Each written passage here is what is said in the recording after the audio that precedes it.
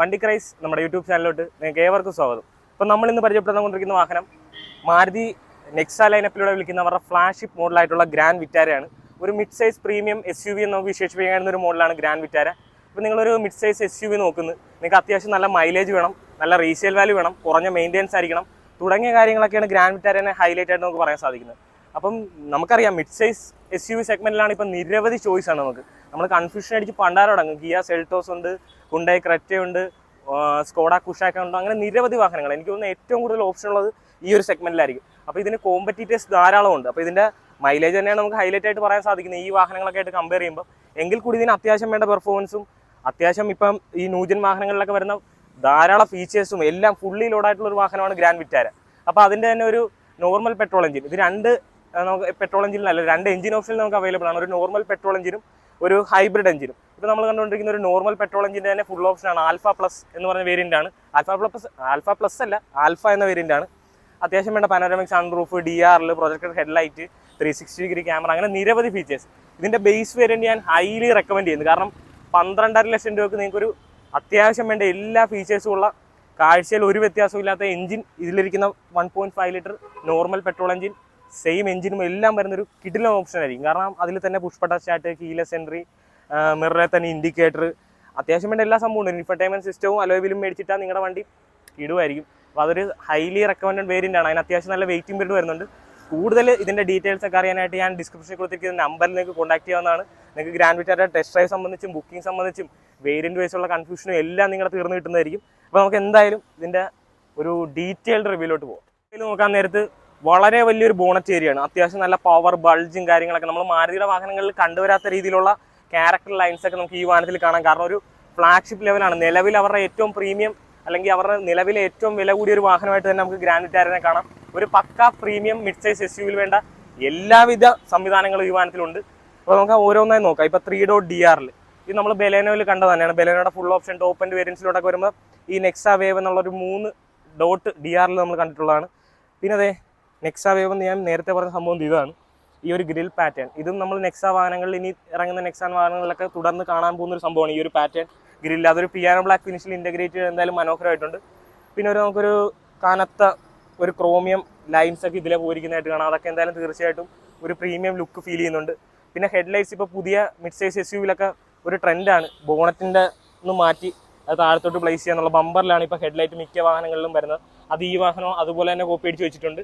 Projected headlight ആണ് വരുന്നത്, അതും LED സെറ്റപ്പാണ് വരുന്നത്. പിന്നെ കനത്തൊരു സ്കിപ്പ് ലൈറ്റ് കാണാം, അതൊക്കെ എന്തായാലും മനോഹരമായിട്ടുണ്ട്. ചെറിയൊരു എയർ ഡാം മുതലൊക്കെ പോയിരുന്നതായിട്ട് കാണാം. അങ്ങനെ ഫ്രണ്ട് പ്രൊഫൈൽ മൊത്തത്തിൽ നോക്കാൻ നേരത്ത് തരക്കേടില്ലാതെ തന്നെ കമ്പനി ഡിസൈൻ ചെയ്തിട്ടുണ്ട്. അത്യാവശ്യം ഒരു ലുക്കൊക്കെ എന്തായാലും ഓഫർ ചെയ്യുന്നുണ്ട് ഗ്രാൻഡ് വിറ്റാരയുടെ ഫ്രണ്ട് പ്രൊഫൈലിൽ. നമുക്ക് സൈഡ് പ്രൊഫൈലിൽ പോയിട്ട് അവിടെ എങ്ങനെയുണ്ടെന്ന് നോക്കാം. ഈ പ്രൊഫൈലോട്ട് വരാൻ നേരത്ത് അത്യാവശ്യം ഈ വാഹനത്തിൻ്റെ ലെങ്ത് എത്രത്തോളം ഉണ്ടെന്ന് നമുക്ക് മനസ്സിലാവും. ഇത് 4 മീറ്ററിൽ കൂടുതൽ ലെങ്ത് വരുന്നത്, ഏകദേശം 4.3 മില്ലിമീറ്ററോളം ലെങ്ത് വരുന്നൊരു വാഹനമാണ്. അതുകൊണ്ട് തന്നെ അത്യാവശ്യം ഒരു വലിപ്പം നമുക്ക് ഫീൽ ചെയ്യും. ഒരു പൂർണ്ണമായിട്ടുള്ളൊരു SUV കാണുന്നൊരു ഫീല് തീർച്ചയായിട്ടും ഉണ്ട്.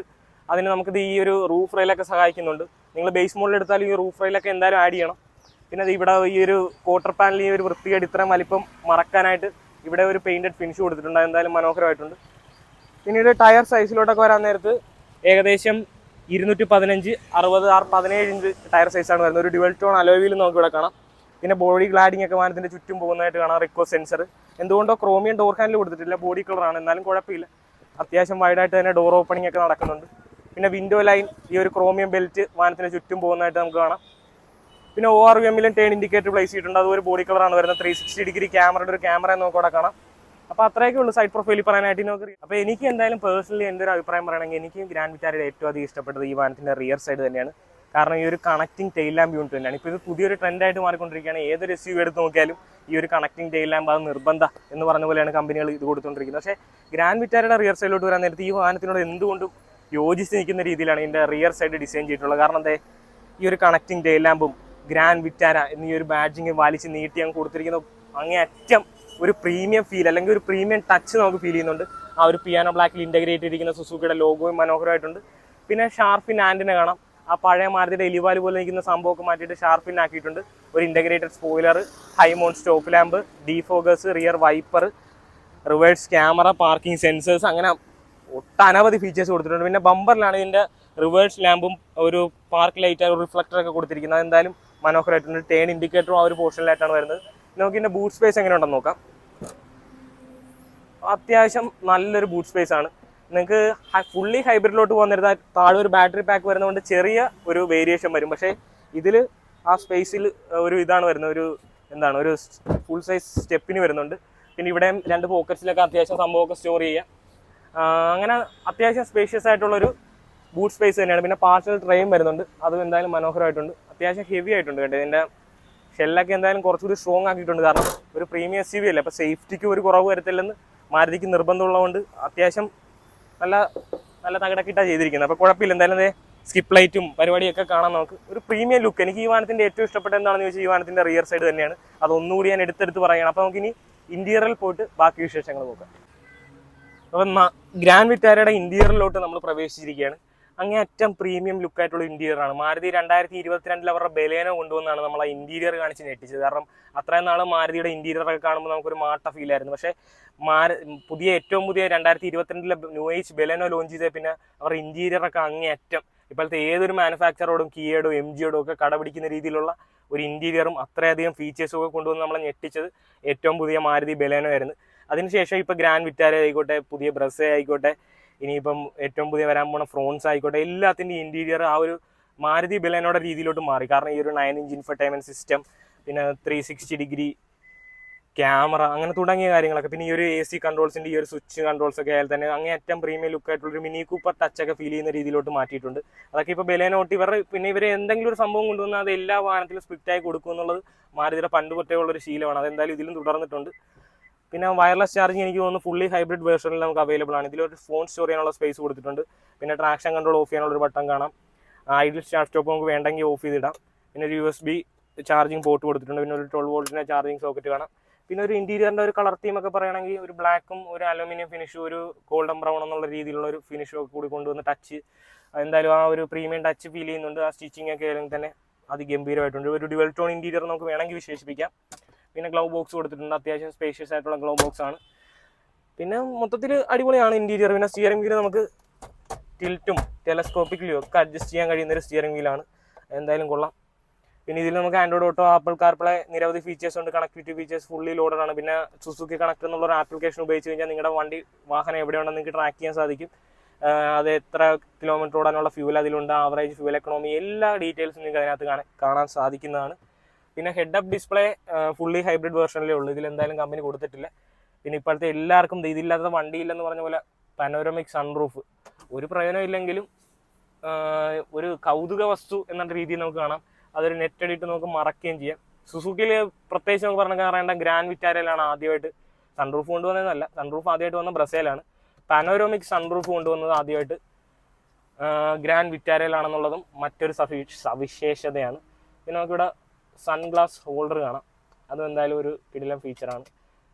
പിന്നെ നമുക്കിവിടെ ഇതിൻ്റെ കൺട്രോൾസ് ഒക്കെയാണ്, സൺറൂഫിൻ്റെ കൺട്രോൾസും ക്യാബിൻ ലൈറ്റും കാര്യങ്ങളൊക്കെയാണ്. പിന്നെ സൺ വൈസറിലും നമുക്കൊരു മിറർ കാണാം. അവിടെ ലൈറ്റും പ്രൊവൈഡ് ചെയ്തിട്ടുണ്ട്. എന്തായാലും കിടിലൻ ഒരു ഫീച്ചറാണ്. പിന്നെ 4 സ്പീക്കറും 2 ട്യൂട്ടോൺ വരുന്ന അത്യാവശ്യം ഡീസൻ്റ് ആയിട്ടുള്ളൊരു ക്വാളിറ്റിയാണ്. സൗണ്ടൊക്കെ വലിയ തരക്കേടില്ല. പിന്നെ ഗിയർ നോബൊക്കെ നമ്മൾ പണ്ട് തൊട്ട സിപ്പിലൊക്കെ കണ്ടുവരുന്ന ആ ഒരു ടൈപ്പ് ഗിയർ നോബ് തന്നെയാണ് കൊടുത്തിട്ടുള്ളത്. പിന്നെ ഇവിടെ 2 കപ്പ് ഹോൾഡേഴ്സ്, ഹാൻഡ് റെസ്റ്റിനകത്ത് സ്റ്റോറേജ് സ്പേസ്.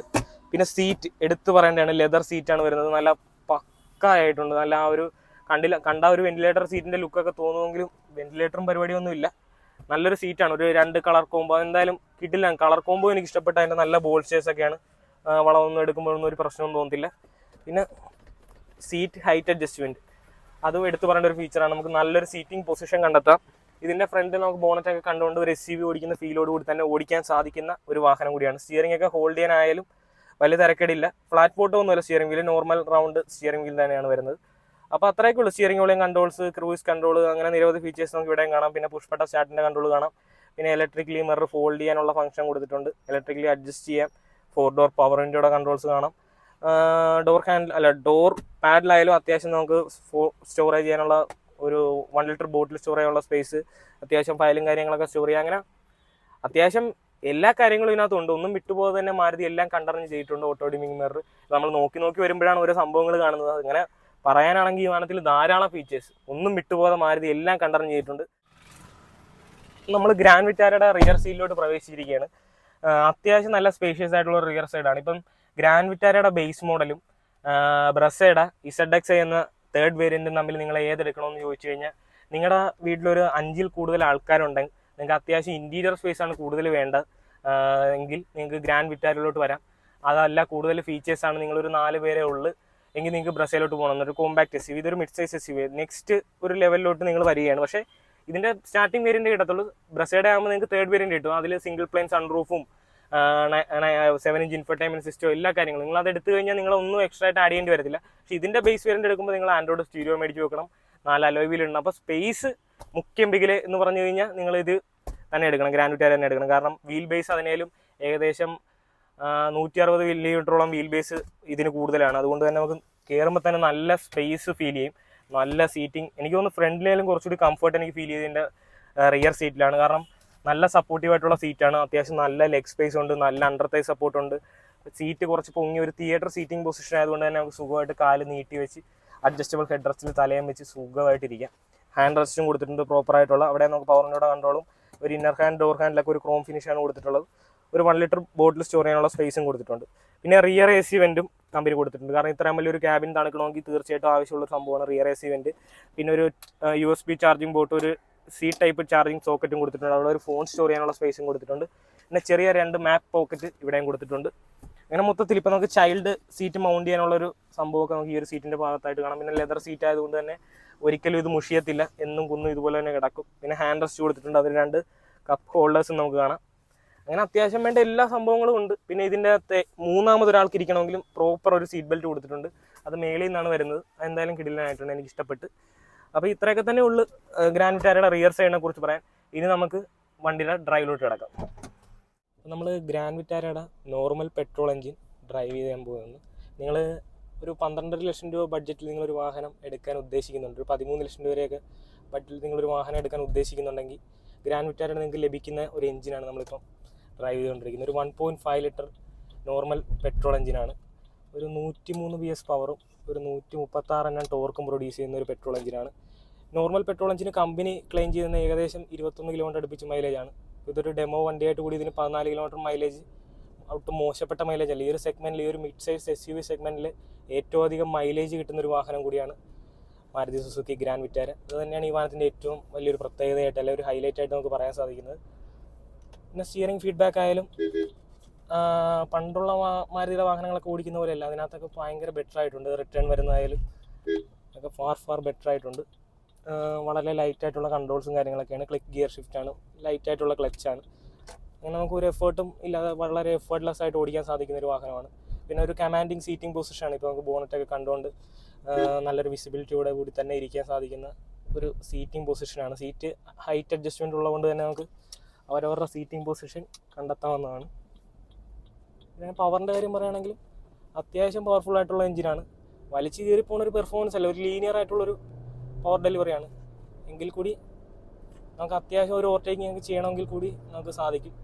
പിന്നെ ഗ്രാൻഡ് വിറ്റാര 3 എഞ്ചിൻ ഓപ്ഷനിൽ, അല്ല 2 എഞ്ചിൻ ഓപ്ഷനിലാണ് വരുന്നത്. ഒരു ഫുള്ളി ഹൈബ്രിഡ് പെട്രോൾ എഞ്ചിനും ഒരു മൈൽഡ് ഹൈബ്രിഡ് പെട്രോൾ എഞ്ചിനും. ഇപ്പോൾ നമ്മൾ മൈൽഡ് ഹൈബ്രിഡാണ് ഓടിച്ചുകൊണ്ടിരിക്കുന്നത്, മറ്റേ സ്ട്രോങ് ഹൈബ്രിഡാണ്. അത് നമ്മൾ ഏകദേശം ഒരു 40 കിലോമീറ്റർ സ്പീഡ് വരെ അത് ഫുള്ളി ഇലക്ട്രിക്കലി ഓടുമെന്നാണ് അറിയാൻ സാധിച്ചത്. ഇതുവരെ അതിൻ്റെ ഡ്രൈവ് വണ്ടിയൊന്നും വന്നിട്ടില്ല. നമ്മൾ നോർമൽ പെട്രോൾ എഞ്ചിൻ്റെ എക്സ്പീരിയൻസ് ആണ് ഇപ്പോൾ ഷെയർ ചെയ്തത്. പിന്നെ ഇത് കൂടാതെ തന്നെ ഈ വാഹനത്തിന് ഈ ഒരു നോർമൽ പെട്രോൾ എഞ്ചിൽ നമുക്കൊരു 6 സ്പീഡ് ടോർക്ക് കൺവേർട്ടർ ഗിയർ ബോക്സും കൂടി നമുക്ക് അവൈലബിൾ ആണ്. പിന്നെ ഒരു 5 സ്പീഡ് മാനുവലാണ് വരുന്നത്. 5 സ്പീഡ് മാനുവലിൻ്റെ ഡ്രൈവിംഗ് എക്സ്പീരിയൻസ് ആണ് നമ്മളിപ്പോൾ നിങ്ങളുമായിട്ട് ഷെയർ ചെയ്തത്. 6 സ്പീഡ് ടോർക്ക് കൺവേർട്ടറിലോട്ട് പോകാൻ ബഡ്ജറ്റ് ഉള്ളവർ തീർച്ചയായിട്ടും ഞാൻ റെക്കമെൻഡ് ചെയ്യുന്നത് ഓട്ടോമാറ്റിക്കിലോട്ട് പോകാനായിരിക്കും. കാരണം ഇനിയുള്ള കാലം ഓട്ടോമാറ്റിക്കിൻ്റെ കാലമാണ്. പിന്നെ AMD ഒന്നും അല്ല, ടോർക്ക് കൺവേർട്ടർ ആയതുകൊണ്ട് തന്നെ ലാഗ് എന്ന് പറയുന്ന സംഭവം കാണത്തില്ല.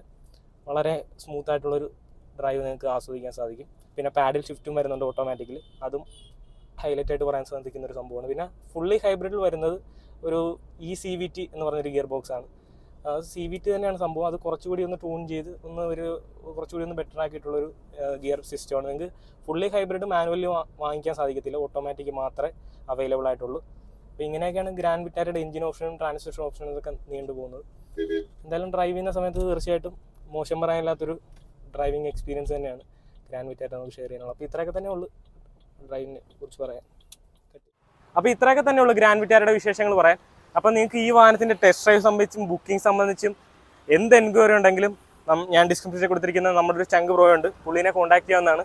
അപ്പോൾ നിങ്ങൾക്ക് ഇഗ്നിസ് ആയിക്കോട്ടെ, ഗ്രാൻഡ് വിറ്റാര ആയിക്കോട്ടെ, ഏറ്റവും പുതിയ ഇനി ജിമ്മിന് നിങ്ങൾക്ക് ഒന്ന് വിളിച്ച് ബുക്ക് ചെയ്യണമെങ്കിലും ഫ്രോൺസിൻ്റെ ഡീറ്റെയിൽസ് അറിയണമെങ്കിലും അല്ലെങ്കിൽ XL6ൻ്റെ ഡീറ്റെയിൽസ് അറിയണമെങ്കിലും നിങ്ങൾക്ക് നെക്സ ലൈനപ്പിലുള്ള ഏത് വാഹനം വേണമെങ്കിലും നിങ്ങൾക്ക് ഞാൻ ഡിസ്ക്രിപ്ഷനിൽ കൊടുത്തിരിക്കുന്ന നമ്പറിൽ നിങ്ങൾക്ക് കോൺടാക്ട് ചെയ്യാവുന്നതാണ്. ആലപ്പുഴ പോപ്പുലർ നെക്സയിലാണ് നമ്മളിപ്പോൾ നിൽക്കുന്നത്. അപ്പം നിങ്ങൾക്ക് നെക്സ വാഹനങ്ങളുമായിട്ട് എന്ത് ഡീറ്റെയിൽസ് അറിയണമെങ്കിലും ഞാൻ പറഞ്ഞ പോലെ ഡിസ്ക്രിപ്ഷനിൽ കൊടുത്തിരിക്കുന്ന നമ്പറിൽ നിങ്ങൾ തീർച്ചയായിട്ടും ജസ്റ്റ് ഒന്ന് മെസ്സേജ് അയക്കുക, ഒന്ന് വിളിക്കുക, എന്താണെന്ന് വെച്ചാൽ നിങ്ങളുടെ ഇഷ്ടം പോലെ ചെയ്യുക. അപ്പോൾ അത്രയൊക്കെ തന്നെയുള്ള നമ്മുടെ ഇന്നത്തെ വീഡിയോ കണ്ട എല്ലാ സുഹൃത്തുക്കൾക്കും നന്ദി, നമസ്കാരം.